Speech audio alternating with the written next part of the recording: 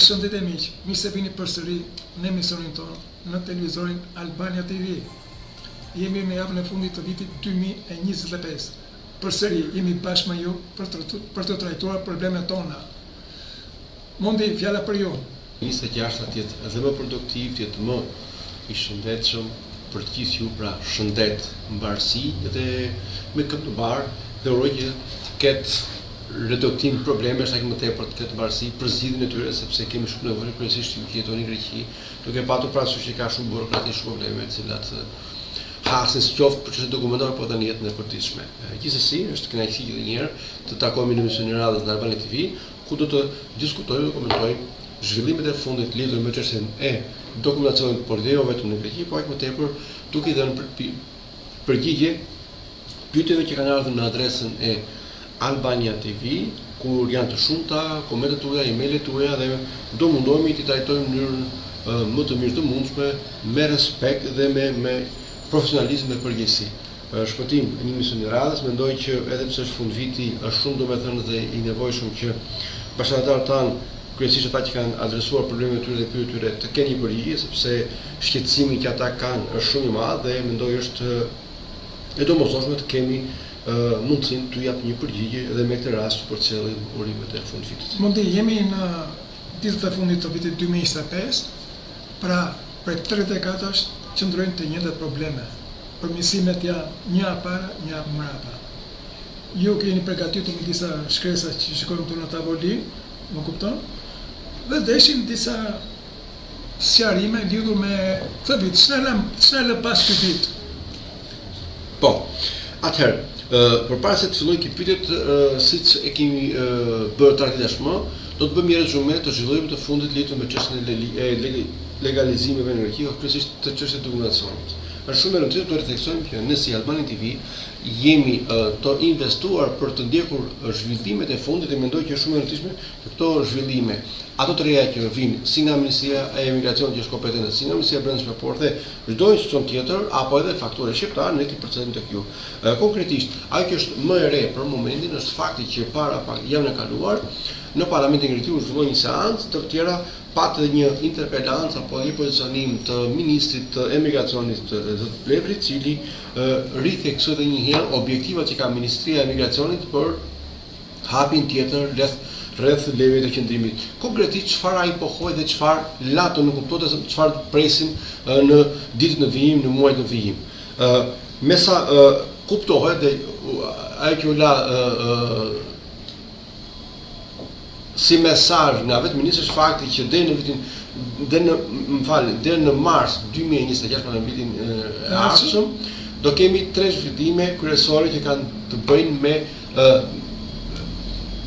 dokumentat. Konkretisht, kush ka aplikuar për leje qëndrimi dhe është në pritje leje qëndrimit, si dim shumë mirë, 50% prej tyre akoma dhe sot, mbas 25 vjetësh, mbas 35 vjetësh apo ndoshta edhe të pakën shqiptarët që kanë 34 gjysmë në Greqi, lejet e qëndrimit i marrin ose të skaduara ose i marrin me një afat të vlefshëm kohor shumë të shkurtër që nuk kalon 6 muaj.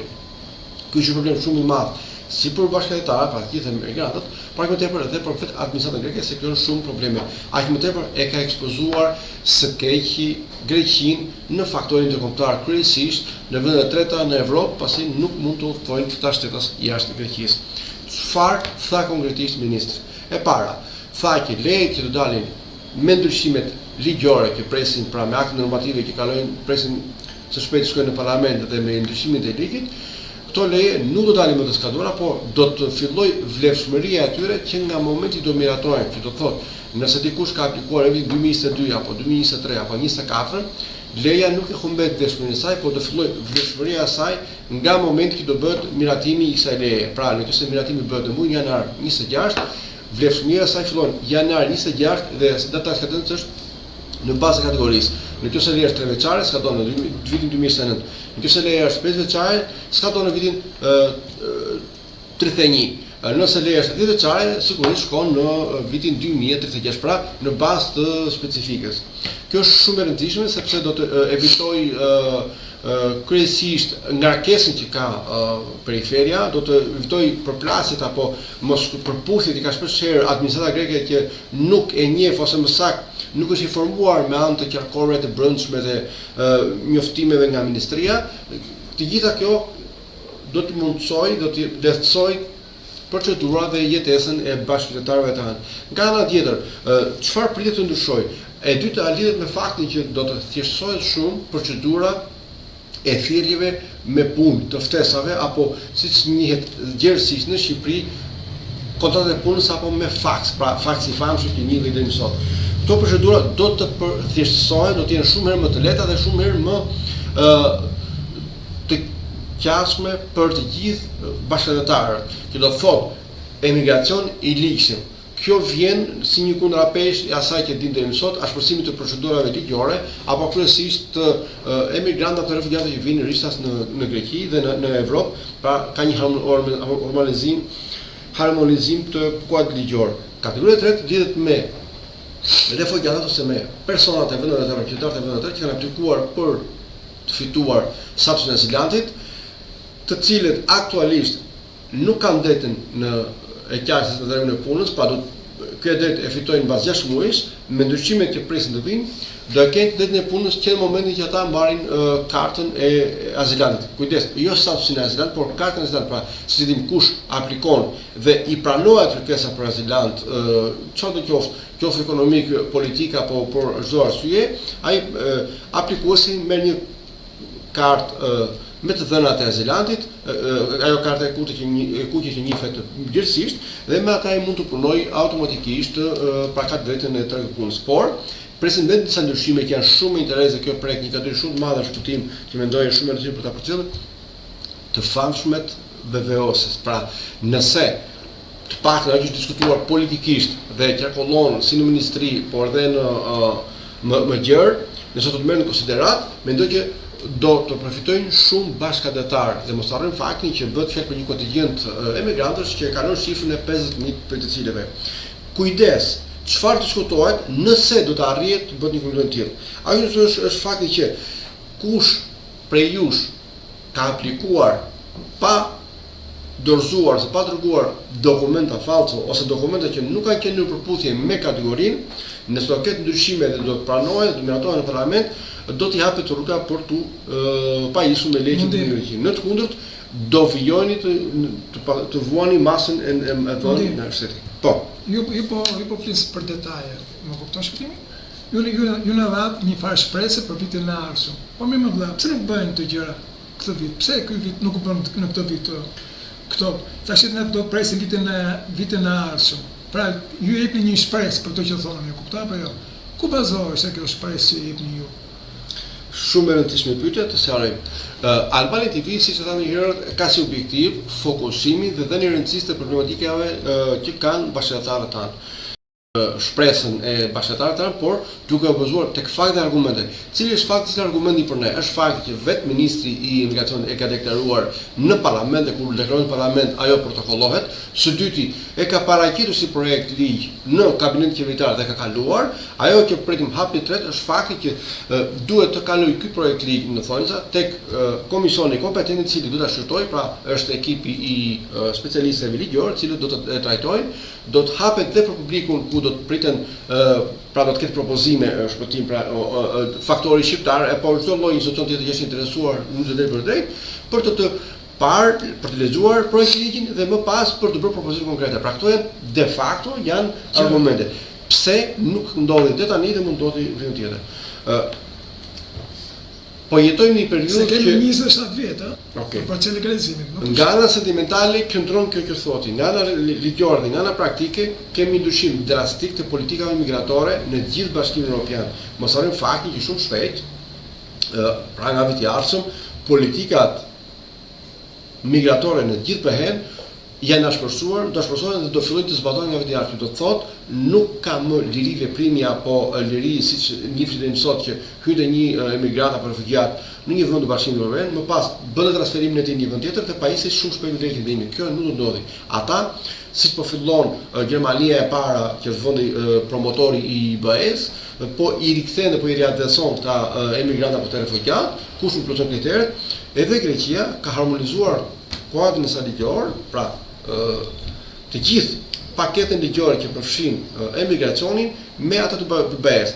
thjesht diferencat ku është që Greqia të paktën në letra e harmonizon shumë më shpejt kur bëhet fjalë për marrjen mas apo ndëshkimin e emigrantëve, sesa e kundërta për respektimin e detajeve të emigrantëve për dhënien e statusit emigrantit që kemi diskutuar nga hera. Pra kjo është ajo pika që neve na ka vonuar dhe presim të ketë zhvillime. Pyetja ime është, sa emigrantë preken në këtë drejtim?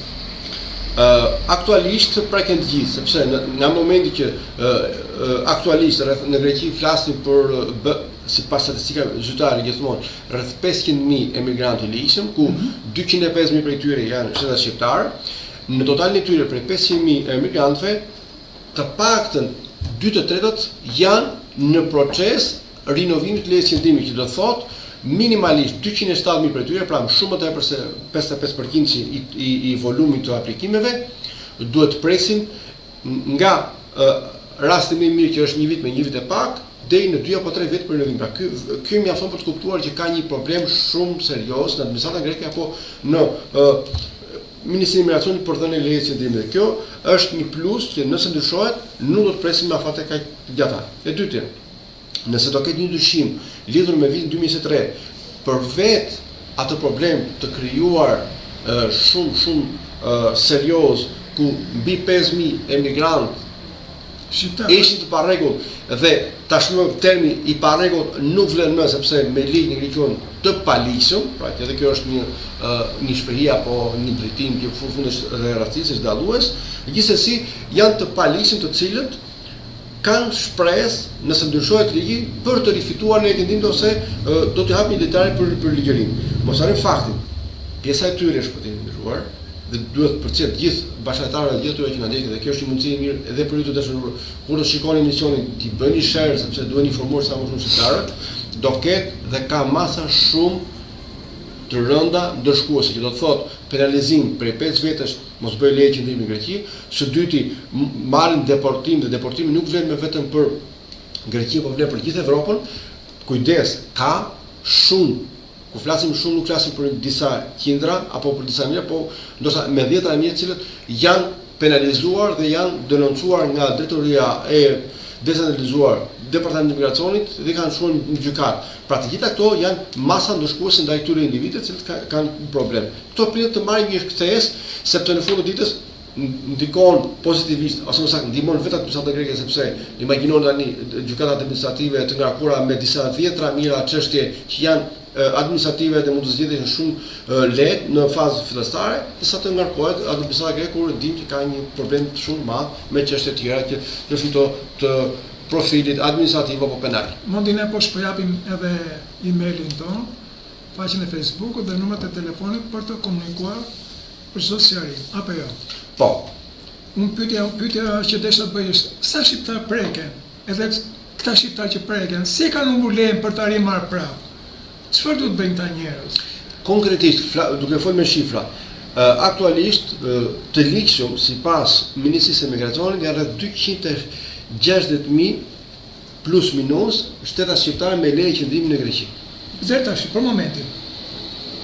Sot që flas është plus minus, sepse gjithmonë lejet e qëndrimit kanë atë 270.000. Okej. 270.000.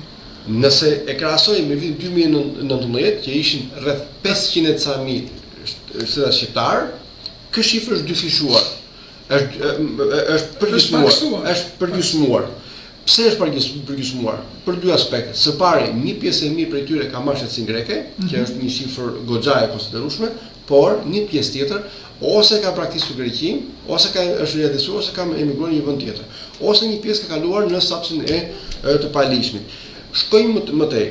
Tek viti 2023, pra tek VVO-si i famshëm, që gjithë pra një pjesë e madhe, për llogaritet nuk ka një shifër konkrete, që kjo shifër shkon në 60.000. Nëse është 60.000, mund dalësh pak te VVO-si, mundi çfarë duhet kuptojmë VVO-si? Çfarë është VVO-si?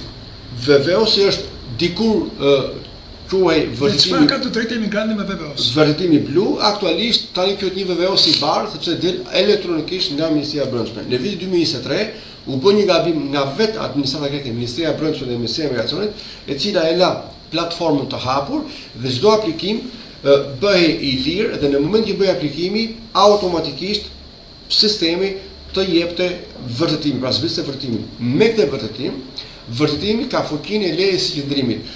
Jeni të sigurt të gjithë kush posedon një tillë, nëse e lexoni, është dhe në greqisht, dhe në shqiп, dhe në anglisht, thot në bazë të nenit X, paragrafi X, ky vërtetim ka vlefshmërinë e lejes së qëndrimit. Poseduesi gëzon të drejtën që ja njeh ligji. Pra automatikisht ishte i ligjim. Dhe këtu fillon e gjithë kjo amolli dhe gjithë nuk ta themi problemi që kanë sot disa dhjetra mijë bashkëtarë tanë.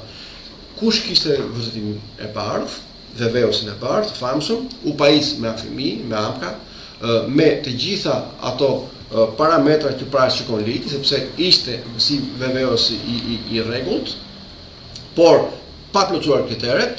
Kjo erdhi për faktin sepse duke bërë aplikim platformë nuk kishte një prag filtrimi ose nuk kishte filtrim në momentin që të bënte miratimin fillestar të VVO-sit dhe u pajisën gjithë. Ndërkohë kur u arritën dhe shifra u bë alarmante, veç kësaj u shfrytëzua fatkeqësisht nga shumë grupe të cilët merren me emigrantë paligjshëm dhe cilësi emigrant nga jashtë vendit kryesisht nga vëndet e treta, sepse duke aplikuar fiktivisht në sistem merrti VVO-s dhe me ato VVO-s ata udhtonin. Qofshin nga India, nga Pakistani, Bangladeshi, nga Egjipti apo të gjitha ato vendet. Këtë e vuri re Ministria e Agrikulturës sepse u bë shumë problem në aeroport, ku bëheshin verifikimet e aplikimeve dhe menjëherë në shtator 2023, në 15 shtator e bllokoi si platformë, por duke e bllokoi, duke ja kaluar të gjithë përgjegjësinë aplikuesve dhe e hoqi përgjegjësinë e saj, duke i penalizuar të gjithë në mënyrë të padrejtë, sipas meje dhe sipas të gjithë emigrantëve kryesisht të organeve kompetente, si të organizatave të drejtë njeriut, por edhe në bazë të ligjit të kushtetutës së Greqisë, ose si bie ndesh me vetë ligjet. Kjo skryj këtë problem. Këtë ngërç kaq të madh për VVO-sin. Dhe këtu vjen edhe një kujdes me personat apo individët të cilët janë të papërgjegjshëm, dalin për rrjetet sociale apo dalin në promonia apo gjithandej flasin në emër të dikujt tjetër dhe thonë që ka dalë ligj i ri me VVO-sin e ri. Kujdes të kush aplikon aktualisht automatikisht penalizohet dhe nuk bën me leje qëndrimi. Ka rënë viktima shumë prej tyre cilët e kanë bërë dhe kanë bërë këtë VVO-sin të shpëtim dhe ata persona jo vetëm që nuk marrin leje qëndrimi, jo vetëm që do kenë probleme, por do shkojnë dhe gjykatë do të përgjigjen para gjykatës do marrin masa të tjera. Mund të vinte pyetje mundi? Po. Atëherë, pa humbur kohë sepse pyetjet janë të shumta, do mundohem ti përmbledhje që mos i përsërisim. Mos i përsërisim. Po fillojmë me pyetjen e parë që na ka ardhur në email, është zoti Jako Deliaj, i cili ka një pyetje shumë të gjatë, në fakt ka një historik, do mundohem ta përmbledh sepse është shumë e gjatë për ta lexuar. I nderuar Jako, sipas mesazhit dhe emailit tënd që neve na ka ardhur në email, ju na thoni që keni jetuar prej shumë kohësh në Shqipëri, duke patur një leje 10 vjeçare dhe keni ardhur para pak kohësh në Greqi. Mirpo, ndërsa keni bërë arsyetimin tuaj që jetë këtuar në Greqi për arsye të krizës apo për një sër arsye të tjera, ku keni bërë aplikimin e parë për në lejes qëndrimit, leja ju është refuzuar. Është refuzuar dhe normalisht do të refuzojë sepse ligji është i qartë për të gjitha kategoritë e lejeve të qëndrimit, pa përjashtim, përveç kategorisë së lejes 5 vjeçare të rezidentit afatgjat, e të makron diamenondësh, kush mungon më shumë se 2 vjet pa shkëputje në Greqi, automatikisht e humbet të drejtën e lejes së qëndrimit. Mbasi e humbet lejen e qëndrimit, ju më pas ngrini shqetësimin që aplikohet me ligjin e ri, pra që do të thotë me ligjin e lejeve 3 vjeçare. Sigurisht ju refuzuar përsëri, sepse tu është një çështje që mendoj është shumë e rëndësishme ta dëgjojnë edhe të tjerë. Kush ka pasur leje qëndrimi brenda 3 vjetëve që ka bërë aplikimin që bashkon te ligji, nuk mund të pajisë me leje qëndrimi sepse ka pasur një leje titullare dhe duke pasur një leje titullare automatikisht kërkesa juaj është refuzuar. Më poshtë ju vijoni dhe thoni se jeni detyruar gjykatës. Nuk ne keni sqaruar në çfarë arsyetimi dhe me çfarë bazash si ligjore po edhe administrative jeni adresuar gjykatës. Nëse ne vëmë shumë informacion, mund t'ju japim edhe specifikën dhe një përgjigje se si do të eci procesi.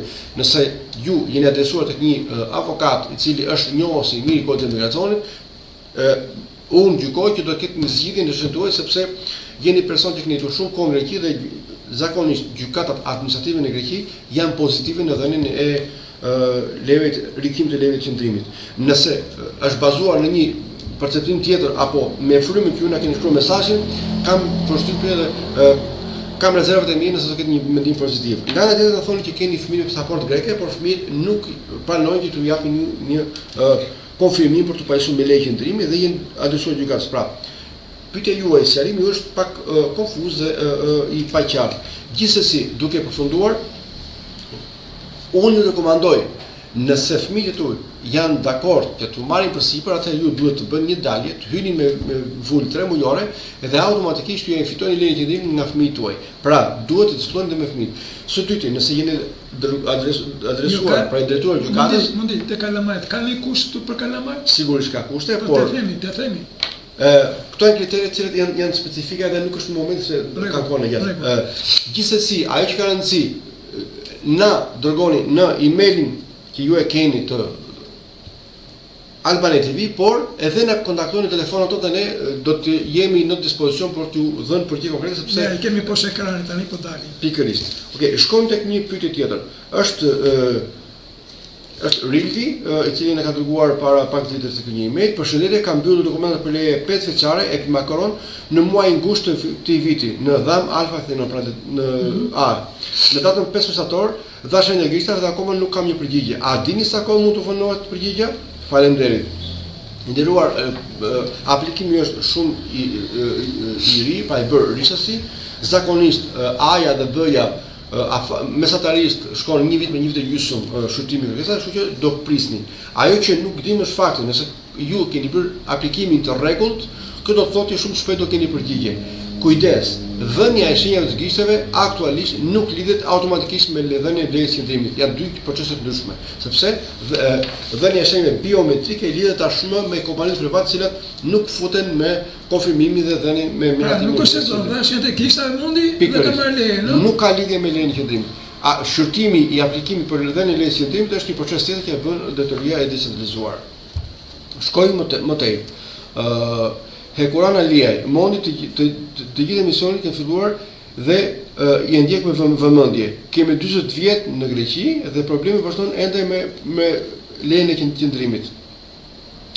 Pse nuk e detoni seriozisht administratës greke dhe të marrin një përgjigje prej tyre.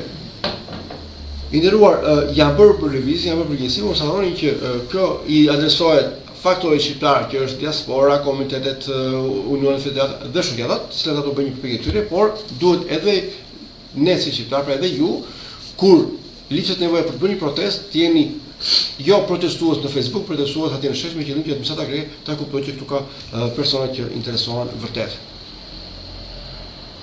Pra në vera Vertopi, përshëndet zoti Guri, të dëgjoj me shumë dëshirë dhe përsërimin që bëni, të falenderoj nga Athina. Arian Tafaj, mirëdita ju zotëri, përse nuk organizoni të bëhet YouTube në ambasadën. Ja, në ambasadën e Shqipërisë këtu për të drejtuar dhe Kongresit Evropian për detat e mohura këtu 30 vjet. I nderuar janë, është as pak më herët, ambasada e Republikës së Shqipërisë nuk ka kompetencë në të hyrë në çështjet të shtetit grek, por ambasada merret me çështjen diplomatike. Ato që mund të bëjë ambasada në këtë rast është fakti që të ketë një kontakt drejt me faktorin shqiptar, me shoqatat e jo me individët, me qëllim që të mund të artikulojë dhe mund të mbledhë problematika dhe më pas faktori shqiptar të bëjë lëvizje. Kjo është e drejtë çështja e topimit, e thash, fatkeqësisht shqiptarët të paktën pjesa më e madhe prej tyre janë patriota apo janë të irrituar vetëm në Facebook dhe kur vjen çështja për topime, të gjithë çuditërisht ose do smuren ose harrojnë se diku shkojnë. Dhe kjo është qartë. Të e them nga përvojë personale, duke qenë aktiv në komunitet. Pra, i dashur Alfredi, i dashur Kurama, mos e kërkoni mondit, por ju bashkë me mua dhe të tjerët të dalin përpara parlamentit dhe të kërkojmë të drejtat tona, por gjithmonë i kërkojmë nga të tjerët, faleminderit.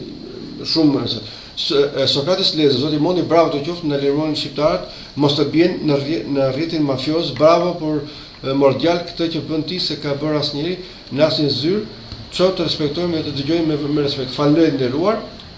Është shumë e rëndësishme të nderuar bashkëtarë që ju kur të shikoni emisionin Albania TV, të bëni share, qoftë në YouTube apo qoftë në rrjetet sociale, me qëllim që të informojmë sa më shumë bashkëtarë, na adresojnë sa më shumë problematika me qëllim që të ketë një sensibilizim të tjerë dhe të kemi një bashkëpuntim. Siç e kemi thënë në të kaluar shpëtim dhe e rifleksojmë, qëllimi i Albania TV nuk është shikimet, por është nxjerrja në parë problematikave dhe një aktivizim dhe një ndërveprim i ndërsjellë me të gjithë mision ndihmës që jepim ne për komunitetin shqiptar këtu në Greqi. Një informim, një mision i ky është informim dhe sqarues. Nuk zgjidhim problem. Dylmish Merka i përshëndet dhe respekt zoti Guri. Faleminderit nderuar Dylmish. Mirieta, urime për emisionin kam dëgjuar që për nësesi kërkohet të ardhura personale, por nëse Foriki Dhillosi e bëni bashkë me Bolën se fëmijët e të ardhurat e përbashkëta plotësojnë kushtin e të ardhura për fitonin. Faleminderit. E nderuar Mirieta, pyetje shumë interesante. Nëse të datë në dy kategori. Brezi i dytë, pra Ithagenia, dhe brezi i parë që lidhet me fitimin e nësesë me naturalizim.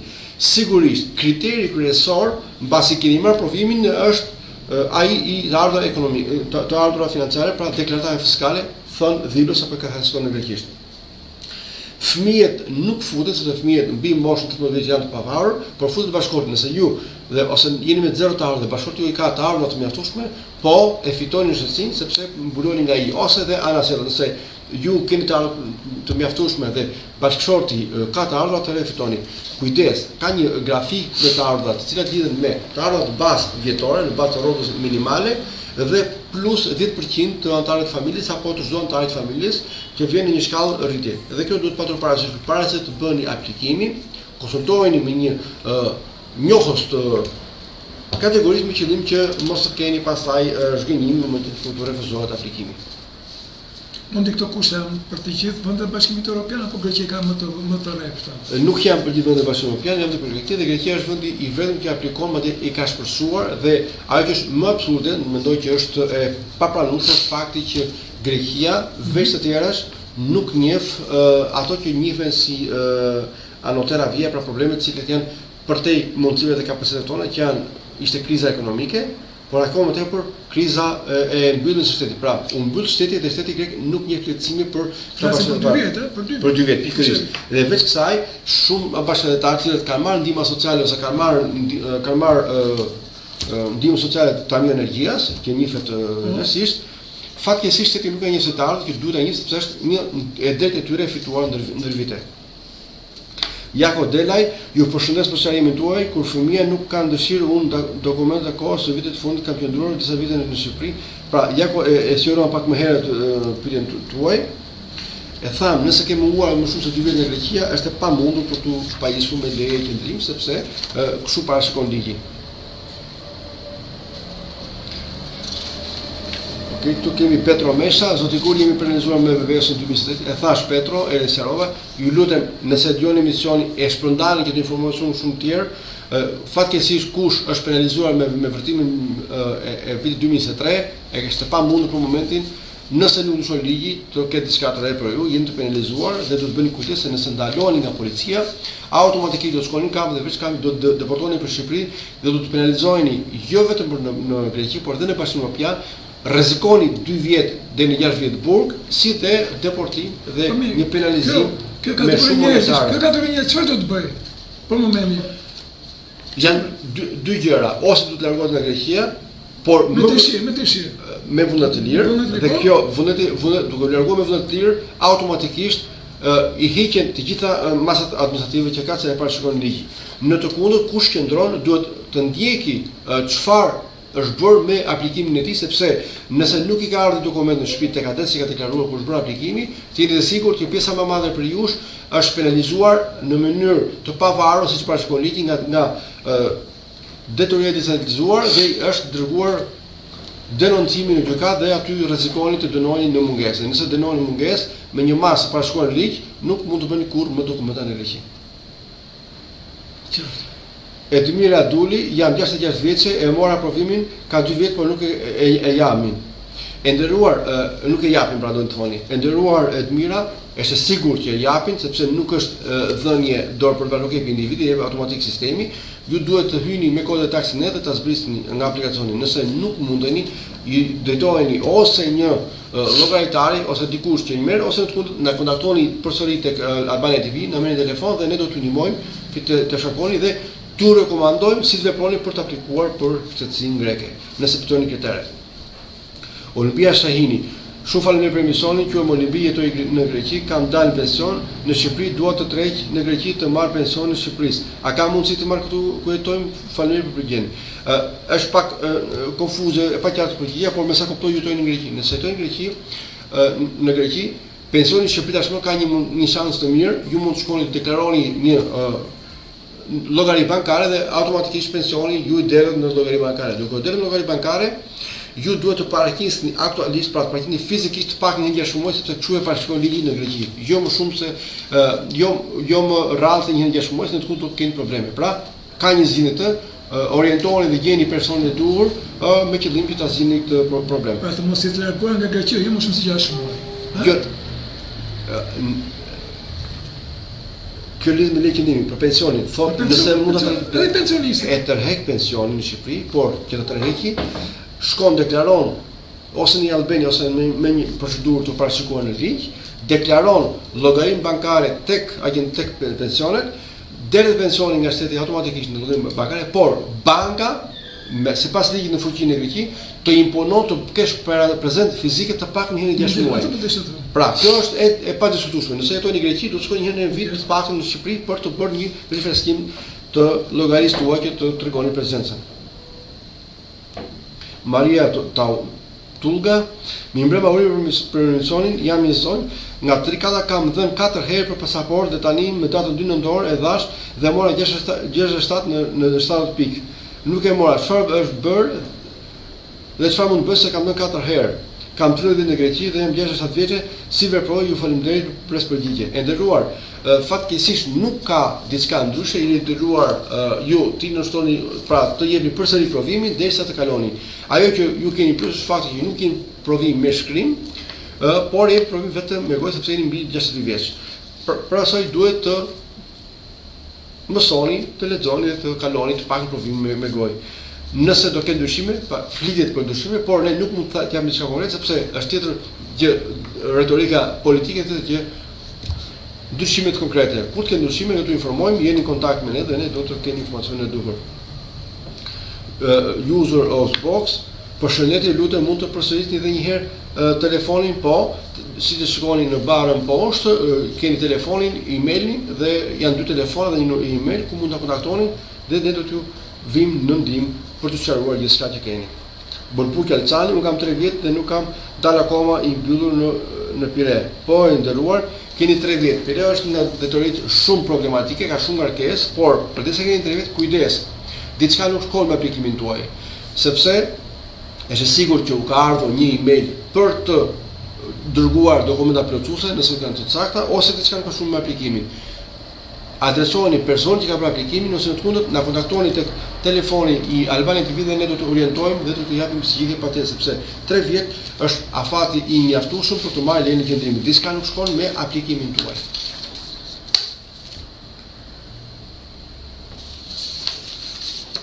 Foti Myrtaj, përshëndetje, urime për emisionin tuaj, janë shumë shpëtim, por ne do të mund të japim përgjigje. Urime për emisionin, po ne që aplikuam në 2023-in, a do kemi shpresë për të aplikuar përsëri?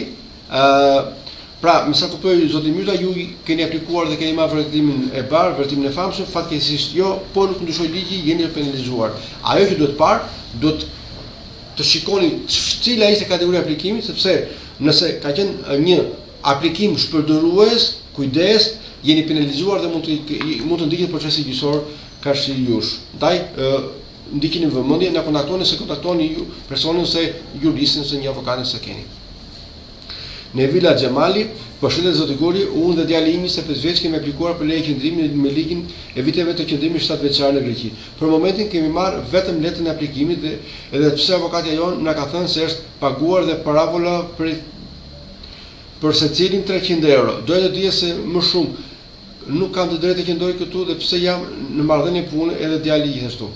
E nderuar Nevila, është shumë interesant pyetja, por është e paqartë. Ju I referoni parabolës dhe thoni që ka marrë avokatja. Nëse keni lutem na dërgoni vetvesën të shikojmë nëse është bërë aplikimi, kur është bërë aplikimi dhe në cilën drejtori. Edhe më pas ne do të orientojmë. Nëse na vini edhe ke zyrat tona që ne tu japim një orientim dhe një përgjigje Mund të lidhur me këtë parabolë të humbasin nëse nuk është ashtu? Po, nëse është bërë aplikimi dhe refuzohet, parabola humbet. Nëse nuk është bërë aplikimi, atë do të thotë që avokati ose personi që ka marrë përsipër nuk ka bërë aplikimin dhe e ka marrë se ka nërë parat. E thon thjesht. Rudina Rakipi, zoti Guri, burri ka me pension, ai e ka kartën mua më ka mbaruar, ka mbyllur letrat deri në 23 dhjetor dhe u bë 2 vjet që pres e kisha 10 vjeçare. Tani avokati më mbylli përsëri dokumentet se nuk më japin si Elinas politika që ka burrin lejen por më mbylli bashkim familjar, se nuk mund të marr dhe unë nga çupa që është e martuar me grek. Na ndaj nga fëmijët, dua të shkojmë të djalin në Gjermani, por nuk mbajnë por na mbajnë si kur jemi kriminala. Rudina e nderuar, pyetja jote faktikisht një pyetje me 3 përmbajtje të ndryshme, të cilat me sa kuptoj keni pas leje 10 vjeçare, burri juaj nuk kam qartë ishte shtetas grek apo është shtetas grek, por ka fëmijë me pasaportë greke. Nëse ju nuk keni të ardhur e keni aplikuar nga fëmia, sigurisht që e merrni leje qëndrimit. Nëse burri ju ka marrë pasaportë greke, pra shtetësi greke, sigurisht që e përftoni nga ai. Por nëse është kështu siç ju thash, diçka nuk shkon me aplikimin tuaj. Nëse në të kundërt pyetja nuk është saktë, atë ka diçka që nuk shkon. Ju lutem na kontaktoni, na specifikoni dhe ne do t'ju orientojmë. Lidhur me afatin kohor 2023 është e pamundur nëse keni bërë këtë aplikim në vitin 2023 të mos e keni marrë një dokument. Është e sigurt, qoftë me palinë apo qoftë me periudhë. Ndaj kujdes me aplikimin, është shumë e rëndësishme personi që aplikon. Kujdes. Bëj një pyetje. Lidhur me këtë që tash ju. Po valla, kaq shpejt u mbasi leje qëndrimit, kaq ashtu si u mbasi leje qëndrimit. Shumë se të kesh 20 vjet, për një pagudesi enda nga fëmia, enda nga burri, enda nga si u mbasi leje qëndrimit. Është shumë e rëndësishme pyetje shpëtim dhe shumë domethënëse. Po të nduara për shkak humbet leje qëndrimit se kur dikush I adresohet një X I cili nuk është kompetent, por thjesht di 2 gjëra, ka mësuar 2 gjëra dhe luan në telefon, mendon se I di të gjitha, bën një aplikim të parregullt, të pasakt, menjëherë qoftë Ministria e Emigracionit, ku adresohen disa kategori, qoftë decentralizuar, u kontakton dhe ju nuk keni përgjigje, ju e humbisni lejen qëndrimit, penalizoheni dhe nuk mëni. Pra, nuk është çështje vetëm e ministrisë. Ka trokitur në derë të gabuar. Pikërisht, ka trokitur të gabuar. Ndaj thashë, ju do të jeni të vëmendshëm dhe të adresoni kujdes emigrant, kujdes.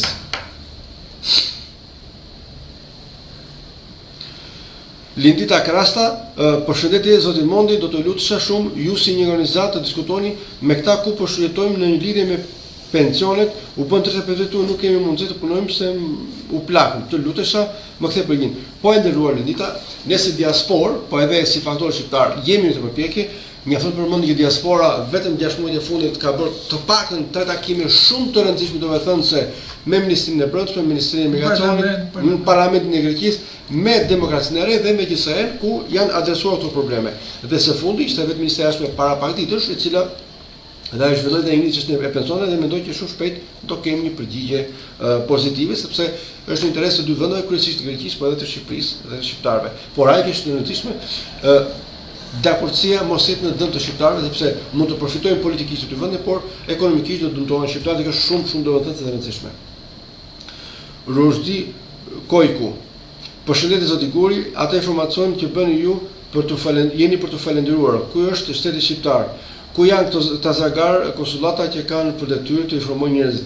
Apo s'kan kohë, janë të zënë, duhet të thuash njerëzve atë që duhet dhe jo që intereson. Dhe unë emigrant në Greqi jam 35 vjet, po duhet të thënë, mos harroni se jeni shqiptar, po ato që na udhëheqin janë armiqtë e Shqipërisë. I nderuar Rusti, e kuptoj tonë ju, e kuptoj shkimin tuaj, por do të kemi parasysh, ambasadat nuk ka përgjegjësi për ambasadat merren me çështjen e problemeve. Mund të bëhet informacion, por informacioni e kanë përgjegjësi kryesisht shteti grek, që është organi kompetent, e kanë faktorët shqiptar që janë diasporat, komitetet, unionet, federatat, etj. Dhe shoqëtat, por gjithsesi duhet dhe ju, siç na keni kontaktuar, të jeni vigjilent, ju lutem, videon që ne bëjmë dhe emision, çdo emision i bëni share se shumë e rëndësishme për të informuar sa më shumë të tjerë, me që nuk jeni evident. Duhet të gjithë së bashku të jemi më të vëmendshëm për të shmangur këtë lloj pakënaqësie. Petro Meshau, përshëndetje, faleminderit për përgjigjen që më dhat dhe unë jam me banim në Afrim, rri në Filadelfia, ju jam personal, ju jam falendërues se jeni person me respekt për ju, Vladimir Meshau.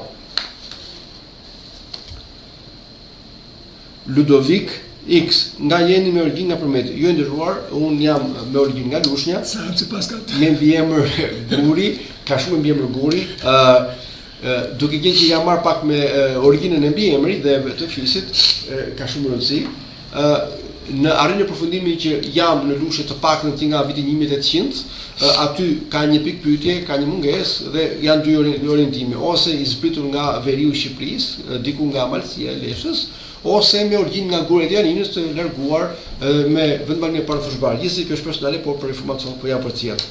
Petro Meshau, rri në Gjermani. Petro, duhet ta shkruajmë tim sepse ka mungesë në përgjigjen tuaj. Shpëtim me di që keni kohë, por duhet të pakën të jeni sepse shumë e rëndësishme për komentar. Okej. Jemi fund viti, vazhdoj. Okej. Shefi Hysa, përshëndetje për faqesues të TV Albania për kontributin e ndihmën që sqaroni emigrantët në të gjithë Greqinë për çështjet të dokumentave. Për të gjithë emigrantët është problem më kryesor dhe kanë shumë nevojë për sqarime nga Albania TV. Më pëlqen kur thoni kujdes nga mashtrimet e mashtruesit, se digjeni një herë mirë, e vërteta se mashtruesit to kohë shfrytëzojnë dhe kanë mashtruar aq shumë emigrantë që sot i vuajnë. Përpas respekt zoti Guri, respekt zoti Shpëtim Zinxhiria. Faleminderit nderuar shefki. Vali Valeria, faleminderit zoti Guri, respekt për ju që ndihmoni emigrantët shqiptarë me informacionet që ju jepni dhe ju përgjigjeni pyetjeve të tyre pas një shpërblim, pas një interes, por fal. Më vjen keq që disa persona të papërgjeshëm e pa ju njohur, fare të pa edukat, ju akuzojnë, por ju lumt që ju përgjigjeni me qetësi, me edukat, dhe ruani qetësinë, respektin për zoti Guri. Faleminderit zoti Vali, ne jemi përgjigjur dhe siç e keni parë i komentojmë ato sepse nuk kemi frikë dhe nuk jezojmë nga diçka, jemi transparent. Ne ju falenderoj që na ndiqni dhe ju jemi mirënjohës që emisionet tona sa vjen dhe ka më shumë vëmendje dhe kërkojmë nga ju bashkëpunim, kërkojmë ju ndërveprim që të bëni share, të shpërndani sa më shumë emisionet tona që të kenë më shumë informacion bashkëtar dhe të evitojmë çdo lloj pakënaqësie apo keqkujtimi. Neve nuk zbrapsim nga persona apo që janë non-name apo troll, përkundazi jemi të gatshëm të kthejmë përgjigje, jemi këtu nuk sim apo jo shpëtim dhe do vazhdojmë dhe të jeni sigurt një sqarim ne e bëjmë pa asnjë lloj pagese, përkundazi paguajmë me xhipin dhe bëjmë me kënaqësi dhe me dëshirë. Do ndalemi hiç këtu. Ne jemi televizor që del nga emigrantët për emigrantët. Ne punojmë në mëngjes dhe në darkë bëjmë emisione. Prandaj bëjmë orën 19 për ta kuptuar orën 19 çfarë thotë. 7 e darkës ne punojmë në mëngjes dhe bëjmë emisione në darkë të dashur të nderuar. Ne nuk kemi oligart. Është një televizor që del nga emigrantët për emigrantët dhe vetëm informojnë. As mashtrojnë, as marrin para. Ju falenderit.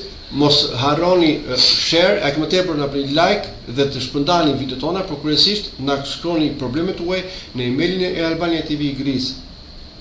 Gmail, shkroni në ekranin tuaj dhe sigurisht na kontaktoni në telefonin që shkruani parë. Edmond Kishta, bravo për tregtim që i ndihmon qytetarët shqiptarë që ndodhen aty. Faleminderit Adash. Jorgjia Pali, e sakt, shumë e sakt. Artan Baci, bravo Mondi, për ju ka nevojë parlamenti shqiptar. Okej, Baci, diçka tjetër, faleminderit për komentin gjithsesi. Zoti ju bekoft, urim me zoti Zinxhiria. Ilir Stafuka, përshëndetje Mondi, uroj gjithë të mirat të kësaj bote vëlla. Faleminderit Ilir. Arbeni Hela, shpjegimi më i thjeshtë është ikni nga Greqia një orë më parë. Arbeni jep një përgjigje. Okej, nuk është kjo një zgjidhje Arben, sepse shqiptarët kanë lidhur jetesën këtu, jetojnë këtu dhe largimi shpeshherë nuk është zgjidhja. Por duhet të përpiqem të zgjidhur këtu. Ilir Maca, Mondi, përshëndetje, jam me vjerën, kam vjerën me letra 73 vjeçë. Si do bëhet për lëvimin se në punë këta që mosh nuk e marr njëri me encma. Tani duhet të përzën se nuk ka encma. Ilir shumë është një pyetje shumë interesante dhe kjo i përket shumë bashkëtarëve që kanë prindër të tij. Zakonisht moshë të thyra ka një problem shumë serioz. Kërkojnë siguracion privat. Siguracioni privat kushton. Zakonisht moshë 70 vjeç. Kjo është një kategori shumë specifike dhe fatkeqësisht ligji në Greqi është i padrejtë, madje vetë Ministria e Migracionit ka kryer një padrejtësi ndaj të moshuarve dhe kryesisht të handikapata apo personave me aftësi ndryshe, të cilët i ka penalizuar duke u reduktuar lejet e qëndrimit, duke kaluar tek ministria dhe ata do të presin vite të tëra për të marrë leje qëndrimi, aq më keq që leja e tyre nga 2 vjeçare është bërë në 1 vjeçare, është reduktuar dhe kjo është një padrejtësi dhe është nuk e di cilë është logjika. Mund të parash më një sekondë lutem? Po. Unë jam 70 vjeç, unë mbas lejen qëndrimit sepse më kërkojnë lejen. Çfarë bëj me këta njerëz? Pyetja është e drejtë. Janë 2 zgjedhje. Së pari, duhet të paguon një situacion privat që shumë i shtrenjtë, që arrin fillon minimalisht 450 me 500 euro, që është shumë rrallë ta gjesh për bazë të moshës, por sa më shumë duhet mosha kreditit. Mund të shkojë deri 800 deri 1000 euro për siguracioni. Po, pastaj e dyta, zgjidhja do ishte nëse dikush nga familja, pra prej fëmijëve ka pasaportë greke, mund ta marrë përsipër se i bën bashkim familjar. S'ka pasaportë greke. S'ka pasaportë. Ata është detyruar të paguajë siguracionin privat ose të dalin në pension. Nëse nuk dalin në pension, nuk del pension. Atëherë rrezikon për të qëndruar për të humbur. Pagoj siguracionet ky njeri, pagoj siguracionet. E merr në qëndrimit? Po. Sa vjeçari është? Është do marrë 3 vjeçar. 3 vjeçar. Mbas 3 vjeç pra përsëri. Përsëri po. Por këtu ky është një problem sepse nëse një 73 vjeçar e merr 3 vjeçare, kur të 70 vjeç aty rënduar dhe shumë problem. Pra, ndajleve konsiderojmë si të padrejtë, sepse nuk është vetëm siguracioni që është 700-800 apo 1000 euro, por është të paravon, pra kostet e kreditorit. Për presin e parë që në Greqi mosha ime. Pikërisht. Luisa Papa, respekt për ju dhe gjithmonë dhe i palodhur që ndihmoni emigrantë tonë në Greqi. Faleminderit ndër Luisa, Kamil Toçi, ju përshëndes Llamondi për sqarimet. Një pyetje kam. Jam pensionist në Greqi, kam qenë me leje qëndrimi 3 vjeçare, tani pas sa vitesh më del leja e qëndrimit respekte. Nga momenti i nderuar Qazim që jeni, Kamil, më fal, që jeni me leje, keni dalë pension, keni vendim me pension, leja është 3 vjeçare dhe kujdes me udhëtimet ndaj jashtë Greqisë. Pra, jo më shumë se 6 muaj, se në të kundërt do të penalizohet, bëni kujdesin tim të vëmendshëm. Elisabeta Boboli, respekte për ju gjithmonë i palodhur për të ndihmuar, faleminderit nderuar. Albanian Pol, përshëndetje. Un kam 3 vjet e ca pa letra. Ka ndonjë ligj për t'u pajisur me ndonjë letër vetëm për brenda Greqisë? Albania Pol, edhe pse jeni no-name, se kuptoj kush jeni gjithsesi, ku bëhet kjo shumë e rëndësishme. Kujdesni lutem. Nuk ka dokumenta vetëm për brenda Greqisë. Kush thotë që ka dokumenta, ju mashtron. Janë procedura të ndryshme të cilat aplikohen dhe zakonisht policia greke që duhet t'ju jemi mirënjohur shpeshherë i merr për bazë nuk ju penalizon. Pra nuk ka dokumenta brenda Greqisë, jashtë Greqisë. Kush i thotë tjetër, thjesht ju gënjen dhe ju mashtron. Kujdes. Nuk ka dokumenta vetëm brenda Greqisë. Dokumentat janë njësoj për gjithë, ose pajisje me dokumenta, nuk pajisje me dokumenta, ose bën procedurat për leje qëndrimi. Feridon Lena, bravo Edmond, faleminderit. Lejda Bekiri, mashtrues më të madhe se ti avokat nuk gjendet të ke ftyrë dhe jep informacione. Faleminderit Detja, e kam thënë herë tjetër, na kontaktoni, por ju jeni no-name, nëse jeni e vërale, na kontaktoni në emailin tonë, na kontaktoni në telefon dhe ne ju përgjigjemi me kënaqësi. Që mund të pakon të sqarojmë. Ju thash, ne nuk hezitojmë askënd të kthejmë përgjigje, jemi të hapur për të gjithë. Nuk hezitojmë lutem. Redi Redon, po ne që u mashtruam ka një rrugë zgjidhje, i nderuar Redi nuk ka zgjidhje, sa që tha më herët dhe sqaruam, ju jeni të penalizuar, kujdes me procedurat. Baci Takoni, bravo për informacionin, jeni të mrekullueshëm, urime të mund, urime shkëlqim. Faleminderit nderuar Baci. Këto dhe pyetje tjera. Tash të bëj një pyetje? Po. Si ndjet Edmund Guri kur merr këto urime? Se imi në emision, bëjmë më besu. Si ndjet Edmund? Ju jam i njohur se ju falenderoj. Unë mundohem të jem sa më konkret, konciz dhe transparent, i hapur, siç e dini unë jam një figurë publike, i njohur.